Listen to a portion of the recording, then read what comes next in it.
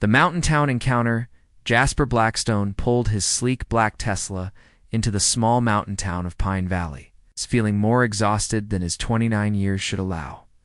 The weight of running a multi-billion-dollar tech empire pressed heavily on his shoulders as he stepped out into the crisp morning air. His company's quarterly retreat was scheduled at a nearby luxury resort.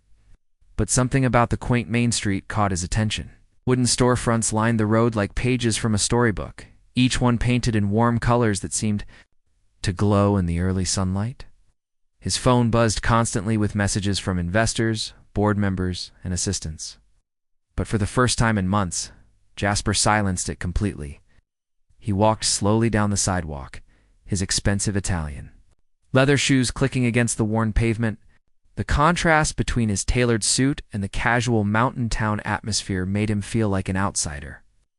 Yet there was something peaceful about the simplicity surrounding him. A hand-painted sign reading Celeste's Corner Cafe swayed gently in the breeze, and the aroma of freshly brewed coffee mixed with cinnamon rolls drew him inside. The bell above the door chimed softly as he entered, and he found himself in a cozy space filled with mismatched furniture. Local artwork and the warm glow of string lights draped across exposed wooden beams. Behind the counter stood a young woman with flowing auburn hair tied back in a loose bun, paint stains visible on her apron. She looked up from grinding coffee beans, and Jasper felt his breath catch in his throat. Her eyes were the color of sage green, bright with intelligence and kindness. When she smiled, it was genuine and unguarded, completely different from the calculated expressions he encountered in his business world. "Good morning," she said, her voice carrying a melodic quality that made him want to keep listening. "You're not from around here, are you?" Jasper approached the counter, suddenly aware of how out of place he must look.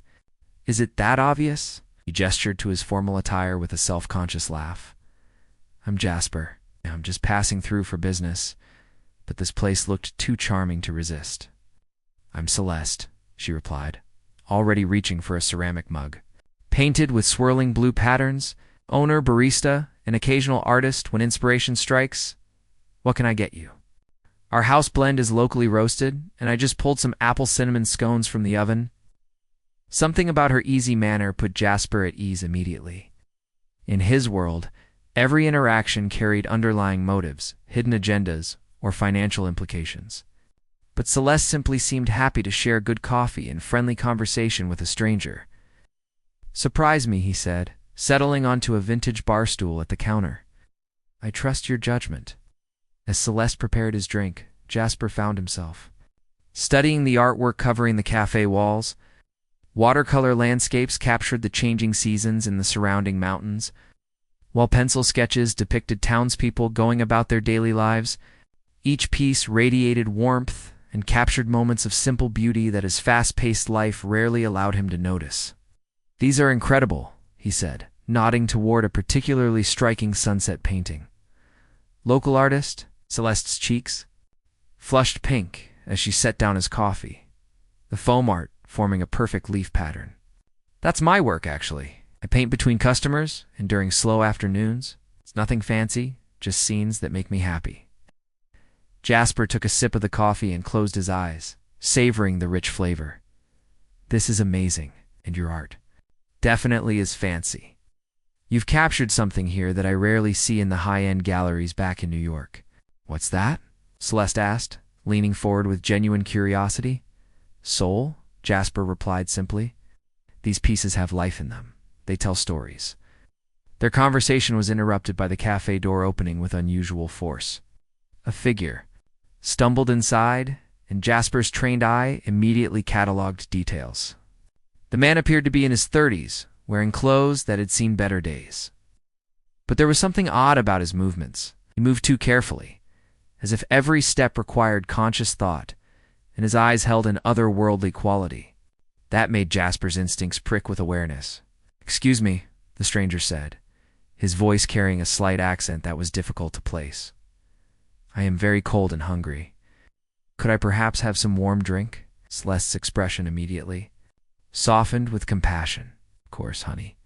Come sit by the heater and I'll get you something hot right away." She moved quickly, pouring coffee into a large mug and selecting the biggest scone from the display case.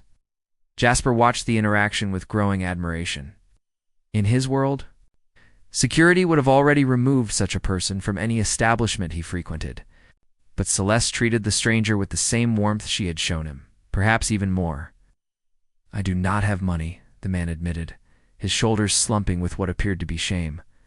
"Don't you worry about that," Celeste replied firmly, setting the coffee and scone in front of him. "Everyone deserves kindness, especially on a cold morning like this." The stranger's eyes widened with surprise, and for just a moment, Jasper could have sworn they flickered with an unusual light. "You are very kind. Most humans do not show such generosity to strangers." Celeste paused, tilting her head at the odd phrasing, but before she could respond, the cafe door burst open again. This time, a tall figure in what appeared to be some kind of uniform strode inside, his presence immediately commanding attention. His features were sharp and angular, and there was something about his bearing that suggested military training. "Where is he?" the newcomer demanded, his voice carrying clear authority. His eyes swept the cafe until they locked onto the homeless man, who had gone rigid with apparent fear. "Where's who?" Celeste asked, stepping protectively between the uniformed man and her customer. "That individual is a dangerous fugitive," the officer stated coldly. "Stand aside, civilian. This is official business." Jasper's business instincts kicked into high gear. Something about this situation felt completely wrong. The homeless man showed no signs of being dangerous, and the so-called officer's uniform was unlike anything Jasper had ever seen from local, state, or federal agencies. "What agency are you with?" Jasper asked, standing up from his stool and positioning himself beside Celeste. His voice carried the authority of someone accustomed to being obeyed. "I'd like to see some identification." The officer's eyes narrowed as he studied Jasper's expensive suit and confident manner. "This does not concern you, human. Turn to your beverage consumption." The word choice sent alarm bells ringing through Jasper's mind. Human? Who spoke like that? It does concern me," Jasper replied evenly, pulling out his phone. "I'm calling the local sheriff to verify your authority here." "No authorities?" the homeless man suddenly exclaimed, jumping to his feet. "Please, I mean no harm. I only wanted to feel warmth and kindness. I have traveled so far just to understand these emotions." The officer stepped forward menacingly. "Psst, Zephyr, you have violated the non-interference protocols. You will return with me immediately for processing." "His name is Zephyr?" Celeste asked, looking between the two men with growing confusion. "What's really going on here?" Zephyr looked at Celeste with profound sadness. "I am sorry, kind lady. I should not have brought danger to your place of peace." His form suddenly began to shimmer, and before anyone could react, his appearance started to change. His weathered features became smoother and more refined. His shabby clothes transformed into a form-fitting outfit made of an unknown metallic fabric, and his eyes now glowed with soft silver light. Most shocking of all, his skin took on a subtle blue-green tint, and delicate patterns became visible along his temples and hands. "My God," Celeste whispered, taking a step back but not fleeing. "He is not a god," Captain Riven Stormwind stated matter-of-factly, his own disguise dropping to reveal similar features in the same glowing eyes. "He is a foolish youngling who has compromised our entire mission with his unauthorized surface contact." Jasper's mind raced to process what he was witnessing. Either he was experiencing the most elaborate hallucination of his life, or he was face to face with actual extraterrestrial beings. His logical business mind wanted to reject the impossibility, but the evidence stood directly in front of him. "You're aliens," he said, surprising himself with how calm his voice sounded. "We are not from this world, yes?" Zephyr confirmed, his transformed voice carrying musical undertones. "I came here only to learn about human emotions. My people, we do not experience feelings as you do. When I observed this female showing kindness to others, I wanted to understand what drove such behavior. Unauthorized cultural study is strictly forbidden," Captain Riven declared, reaching for what appeared to be some kind of restraining device on his belt. The council will determine appropriate punishment. Wait, Celeste said, finding her voice despite the surreal situation. He hasn't done anything wrong. Just ask for coffee and a warm place to sit. The protocols exist for good reason, Riven replied. Exposure to human emotions has caused problems before. Some of our kind become too attached to your species and refuse to return home. Jasper stepped forward, his protective instincts fully engaged. And what gives you the right to drag someone away against their will? Even if you're from another planet, kidnapping is still kidnapping. Riven's expression grew dangerous. You do not understand the complexities involved, human. This youngling's actions could jeopardize peace treaties that took centuries to negotiate. Then explain it, Jasper demanded. Because from where I'm standing, all I see is someone bullying a person who showed curiosity about kindness. Zephyr looked between Jasper and Celeste with wonder. You would defend me, even knowing what I am? You're someone who appreciated kindness, Celeste said simply. That makes you okay in my book, regardless of where you're from. The sincerity in her voice seemed to affect Zephyr deeply. His glowing eyes grew brighter, and the patterns on his skin pulsed with soft light. I've studied human texts about emotions, but I never understood until now. This feeling, this desire to protect others without expecting reward, this is what you call compassion. Enough, Riven snapped, activating his restraining device. You are coming with me now. But as he moved toward Zephyr, Jasper, and Celeste, instinctively stepped between them, creating a human barrier. The cafe suddenly felt charged with tension. Jasper realized that his quiet morning coffee had just become something that could change everything he thought he knew about the universe. If you want him, Jasper said quietly, his voice carrying steel, you'll have to go through us first. Celeste nodded firmly beside him. This is my cafe, and everyone is welcome here. That includes visitors from other planets who just want to understand what it means to be kind. Zephyr stared at them both with amazement. You would risk danger for me? That's what decent people do, Celeste replied, reaching back to squeeze Zephyr's hand reassuringly. They stand up for what's right.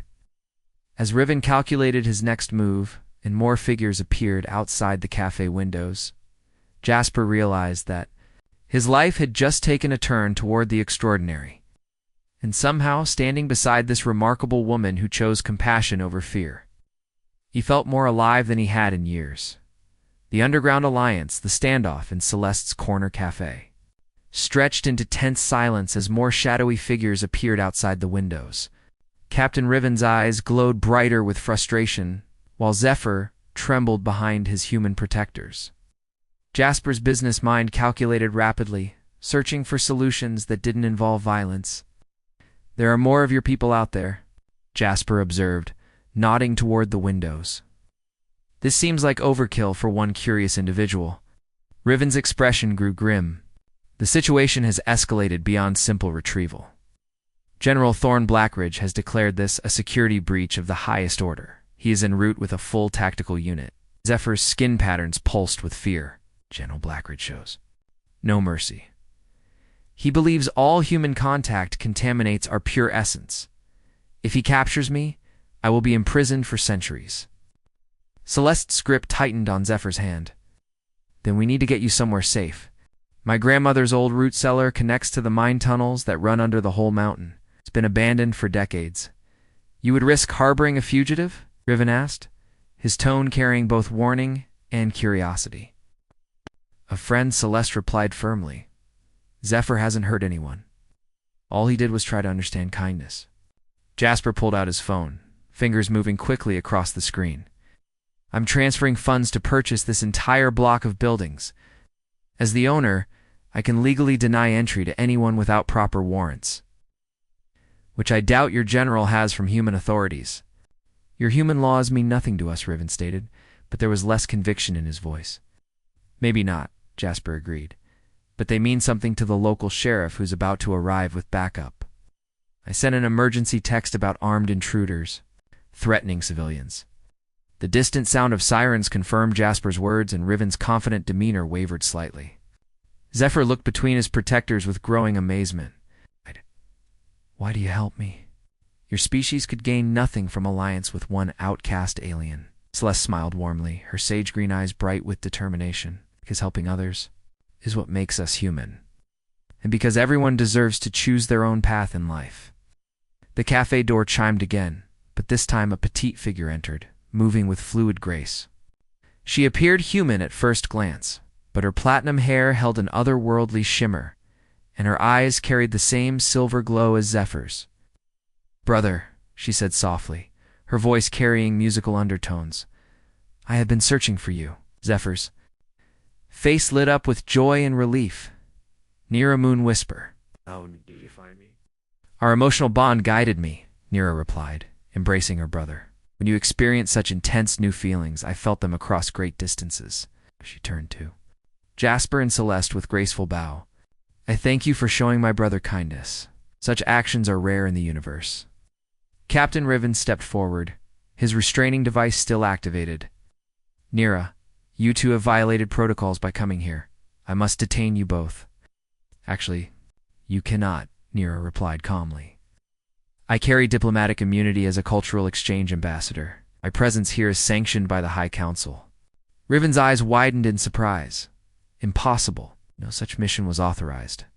"Check your communications array," Nira suggested with a slight smile. "You will find new orders waiting." As Riven activated a device on his wrist, his expression grew increasingly confused and frustrated. "This cannot be correct. The orders show you are conducting official cultural research."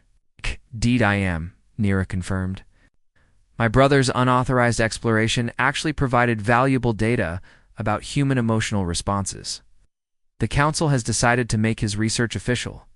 Outside, the sheriff's vehicles pulled up, their red and blue lights flashing through the cafe windows.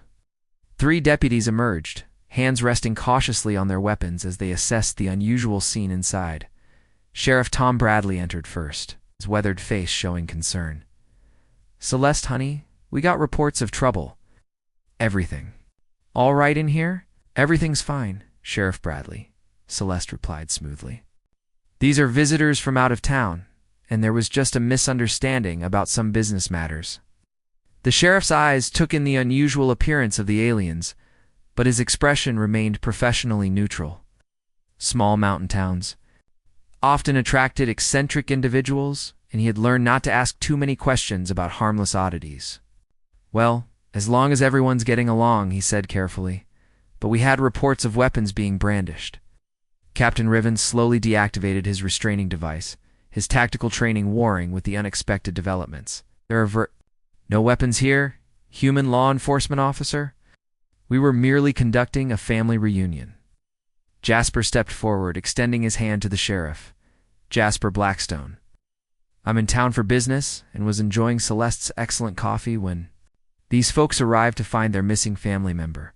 "Everything's resolved now." Sheriff Bradley shook Jasper's hand, immediately recognizing the name from news reports about tech billionaires. "Mr. Blackstone, it's an honor to meet you. If you're satisfied everything's handled, we'll head back to patrol." After the deputies left, the tension in the cafe eased considerably. Nira moved to examine Celeste's artwork, her expression growing thoughtful. "These images," she said softly, "they contain something unexpected." Celeste joined her beside the sunset painting. "What do you mean?" "The patterns in your brushstrokes, the color combinations you choose naturally, they match ancient symbols from our homeworld. Symbols that represent peace, harmony, and unity between different species." Jasper moved closer to examine the painting with new eyes. "That's impossible. Celeste has never had contact with alien cultures before today." "Conscious knowledge," Nira explained. "Throughout the galaxy, certain individuals possess an innate ability to channel universal concepts of harmony. Your artistic gift may be more significant than you realize." Zephyr approached the painting, his skin patterns pulsing with excitement.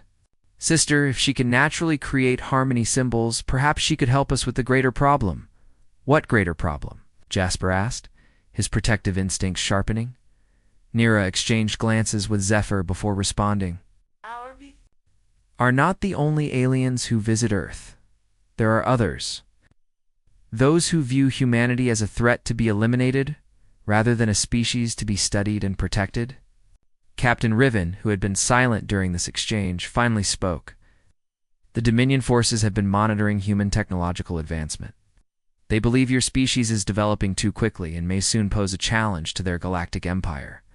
That's why the non-interference protocols exist, Zephyr added.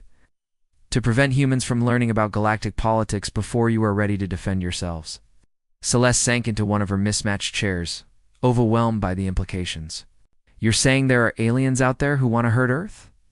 Not all of us, Nira assured her. Many species, including ours, believe humanity shows great promise. Your capacity for growth, creativity, and compassion impresses those who take time to observe you properly. Jasper's business mind immediately began analyzing the situation. So we have allies and enemies we never knew existed, and we're caught. In the middle of some kind of galactic political dispute? Simplified, but accurate, Riven confirmed. General Blackridge represents the faction that believes isolation is humanity's only protection. He would eliminate any human who learns of our existence to maintain the barriers between worlds. The implications sent a chill through Jasper. Meaning Celeste and I are now targets simply for helping Zephyr. I am sorry, Zephyr said, his voice heavy with guilt. I never intended to endanger you. I only wanted to understand the beautiful emotions I observed. Celeste stood up, moving to place a comforting hand on Zephyr's shoulder. Don't apologize for seeking knowledge and connection. Those are good things, regardless of what some general thinks. But now you are in danger because of my curiosity, Zephyr insisted. Then we'll face that danger together, Jasper said firmly, surprising himself with the conviction in his voice. I've built a business empire by taking calculated risks and standing by my decisions. This feels like the most important decision I've ever made. Nira studied Jasper with keen interest. Your wealth and influence could indeed be valuable assets. But are you certain you wish to become involved in interplanetary politics? Jasper looked at Celeste, seeing determination and courage shining in her sage green eyes.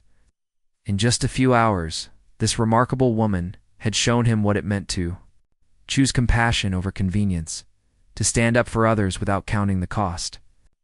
His life had been empty of real meaning until this moment. I'm certain, he replied. Besides, if there are hostile aliens planning something against Earth, don't we have a responsibility to help stop them?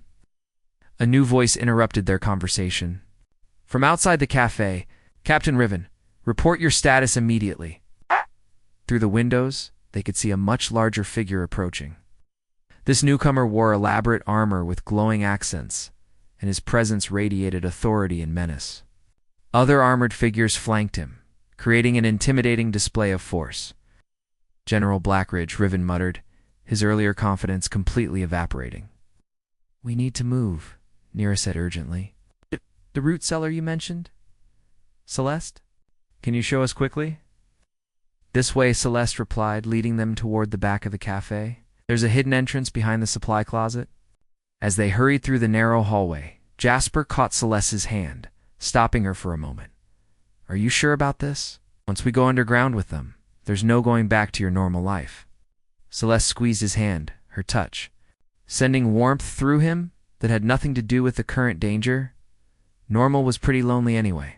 Besides, I'd rather face the unknown with good people than hide from it alone. Good people and aliens, Jasper corrected with a slight smile. Good people, Celeste repeated firmly. Where they come from doesn't matter as much as who they choose to be. The sound of the general's voice grew closer, more demanding. Captain Riven, I know you are in that establishment. Emerge immediately with the fugitives. They reached the supply closet, where Celeste quickly moved boxes aside to reveal a wooden trapdoor built into the floor. Grandmother used this during Prohibition to hide her moonshine operation. The tunnels connect to the old mining system that goes for miles underground. Zephyr looked back toward the front of the cafe with regret. I have brought destruction to your peaceful place. You've brought adventure, Celeste corrected, and the chance to be part of something bigger than myself. As they descended into the darkness below, Jasper realized that his carefully ordered life was completely unraveling. His board would panic when he disappeared from the corporate retreat. His stock prices might fluctuate wildly without his steady leadership. Everything he had worked for could be at risk. But as Celeste's hand stayed firmly in his while they navigated the underground passage, none of those concerns seemed to matter. For the first time in his adult life, he was part of something that felt truly important, and he was sharing it with someone whose courage and compassion inspired him to become better than he had ever imagined possible. The tunnels stretched ahead into unknown darkness, but somehow the future had never looked brighter. The truth revealed deep in the abandoned mine tunnels. The group had been hiding for 3 days. Jasper had used his phone's remaining battery to transfer millions of dollars to various humanitarian organizations worldwide, knowing that his resources might soon be beyond his reach. Celeste had brought art supplies from her grandmother's old storage rooms, and she worked by the light of Nira's bioluminescent abilities to create new paintings. "The symbols are becoming clearer," Nira observed, watching Celeste's latest artwork take shape. "Your subconscious mind is channeling ancient peace treaties that existed long before your civilization developed written language." Zephyr sat nearby, fascinated by the creative process. "In 3 days of observation, I have learned more about human emotions than years of distant study could teach. The way you find beauty even in darkness, the way you support each other without expectation of reward, these qualities give me hope for interspecies cooperation." Jasper checked his watch, noting they had perhaps an hour before his phone died completely. "Any word from the surface? Are Black Ridge's forces still searching?" Captain Riven, who had somewhat reluctantly joined their underground resistance, activated his communication device. "The general has expanded his search to include the entire mountain region. He has also requested permission from the High Council to implement containment protocols." "What does that mean?" Celeste asked, not pausing in her painting despite the ominous tone. "Complete memory erasure for all humans who have encountered us," Nira explained grimly, "followed by relocation of our people to a planet with no intelligent species to contaminate our pure development." The implication struck Jasper like a physical blow. "He wants to wipe our memories and abandon Earth entirely." "Worse," Zephyr added. "Containment protocols include monitoring systems that would prevent humanity from advancing technologically. You would essentially be trapped in your current development stage forever." Celeste's brush stilled against the canvas. "That's not protection, that's imprisonment." A new voice echoed through the tunnels, cultured and warm. Could not agree more. Everyone tensed until a graceful figure emerged from the deeper shadows. This newcomer appeared more human than the others, with silver hair that seemed to flow like liquid and eyes that held ancient wisdom. Her clothing was elaborate and clearly indicated high rank. Ambassador Coral Starweaver Nira gasped, immediately bowing respectfully. "We did not know you were on Earth." "I arrived yesterday when the High Council grew concerned about General Blackridge's increasingly extreme requests," Coral replied, her gaze taking in the mixed group with approval. "I came to investigate his claims about human contamination." "Of our people?" Zephyr shrank back, expecting condemnation, but the ambassador approached him with gentle curiosity. "Young one, show me these terrible human emotions that supposedly threaten our species." "I feel joy when Celeste creates beauty," Zephyr admitted hesitantly. "I feel gratitude when Jasper risks his safety for my protection. I feel hope when I see how they care for each other, despite knowing each other such a short time." "Fascinating," Coral mused. "And how have these emotions harmed you?" "They have not harmed me," Zephyr replied with growing confidence. "They have made me more complete, more alive, more willing to help others rather than thinking only of myself." The ambassador turned to study Celeste's paintings, her expression growing amazed. "These symbols, child, where did you learn to create them?" "I didn't learn them anywhere," Celeste replied honestly. "They just feel right when I paint, like they're trying to tell me something important." Coral approached the newest painting, which depicted figures from different worlds, joining hands beneath a sky filled with stars. The brushstrokes naturally formed the same symbols that covered Nira and Zephyr's skin, creating a visual bridge. "Between species? This is the lost prophecy," Coral whispered in awe. "Legend speaks of a being who could channel the universal language of peace. Someone who could unite different species through art that speaks directly to the soul." She looked at Celeste with new respect. "We have searched the galaxy for such an individual for millennia. Jasper moved protectively closer to Celeste. What does that mean for her? It means, Coral replied with a gentle smile, that she holds the key to everything General Blackridge fears most. True cooperation between our species. The sound of approaching footsteps echoed through the tunnels, accompanied by the harsh glow of military lighting. General Blackridge's voice boomed through the underground passages. Ambassador Starweaver, I know you are harboring the fugitives. Surrender them immediately, and I will show mercy in their memory erasure. Coral stepped forward, her demeanor shifting to display her full authority. General, you will stand down immediately.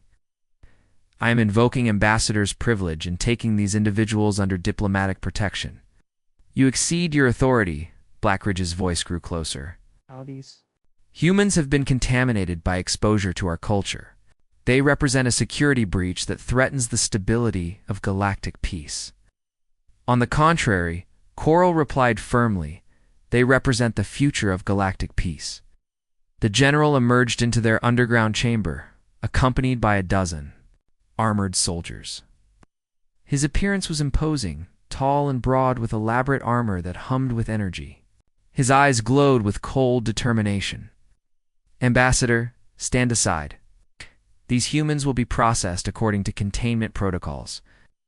No, Celeste said quietly, stepping forward despite Jasper's attempt to shield her. We won't. Blackridge's attention focused on her with predatory intensity.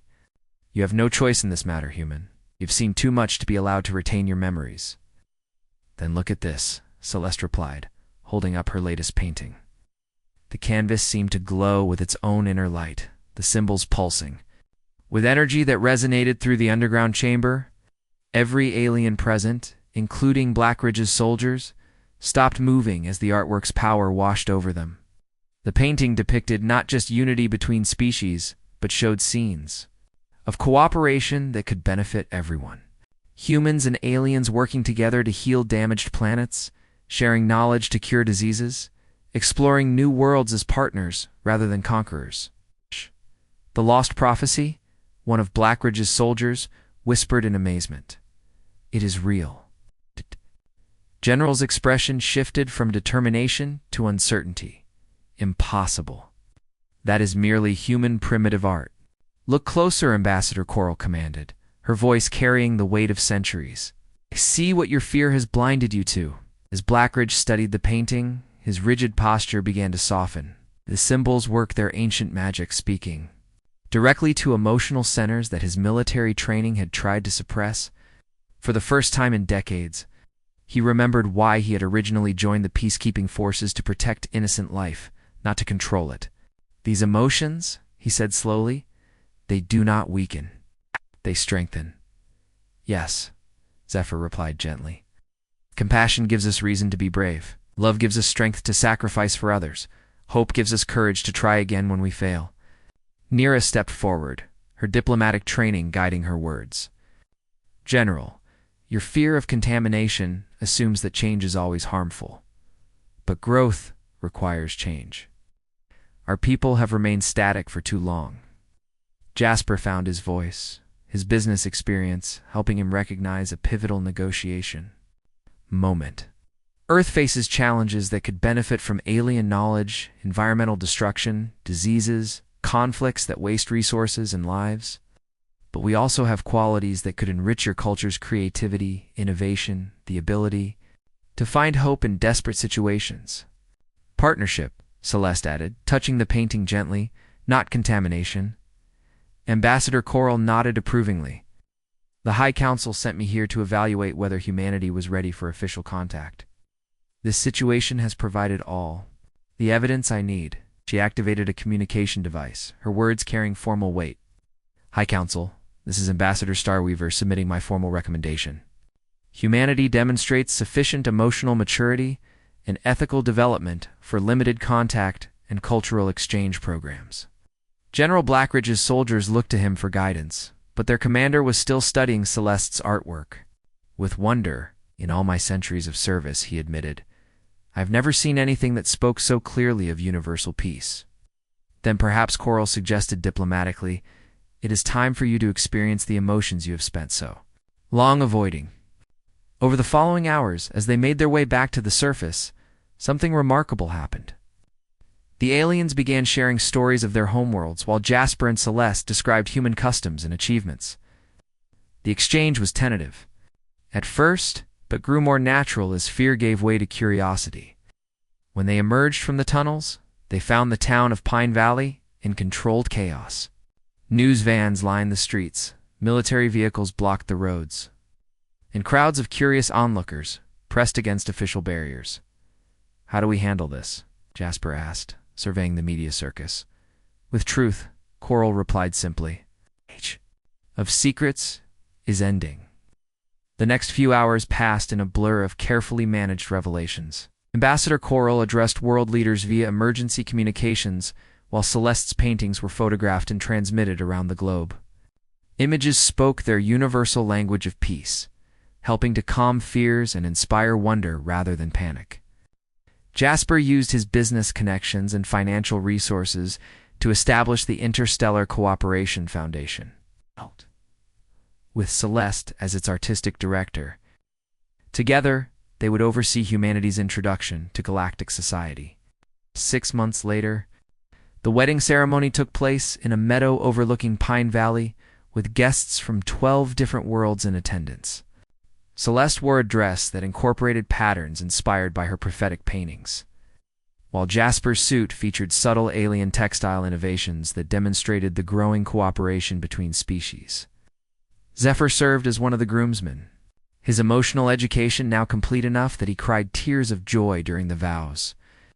Nira had become Celeste's closest friend and maid of honor, helping to establish the first interspecies cultural exchange program. Even General Blackridge attended, now serving as head of interplanetary security with a focus on protection rather than isolation. His own emotional awakening had transformed him into one of the most effective peacekeepers in galactic history. Ambassador Coral officiated the ceremony, speaking words that would become historic. "Today we celebrate not just the union of two hearts, but the beginning of a new chapter in galactic history. May this love serve as an example of what becomes possible when different worlds choose understanding over fear." As Jasper and Celeste kissed to seal their marriage, alien technology captured the moment and broadcast it to civilizations across the galaxy. The image of humans and aliens celebrating together, united by love and hope, became a symbol of the peace that was finally possible. In the years that followed, their children would grow up bilingual in human languages and alien dialects. They would play with friends from distant stars and consider interplanetary cooperation as natural as breathing. But it all began in a small mountain town coffee shop, when a lonely billionaire met a kind-hearted artist. And together, they chose to protect a curious alien who only wanted to understand what it meant to love. The universe, they discovered, was far more beautiful when experienced together